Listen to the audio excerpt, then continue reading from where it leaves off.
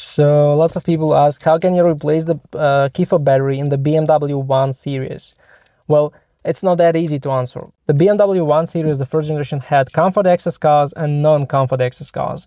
If you have the keyless entry, so you have the button on the door handle, and you may start your car without inserting this key fob here in the slot, it means you have Confort Access and you can easily replace the battery in this key fob. So you just need to take this metal key out, and here you will have the place to insert your screwdriver and just open this cover and replace the CR2032 battery. Very easy.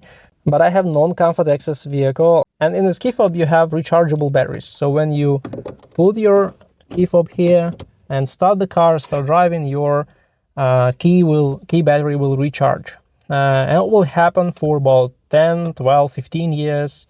And then after that, the battery will die. And what BMW offers you is to go to BMW dealership and buy the key fob, another key fob, because these batteries are not changeable, not replaceable.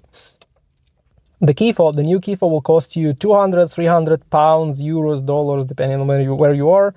And that's not very cheap. You can replace the battery in this key fob, but you will need to resolder it. This is the Panasonic VL2020 battery type, and so you can replace it, but probably not on your own. So you need someone who can work with electrical circuit boards, and you will need to solder jumper wires. So it's not that easy.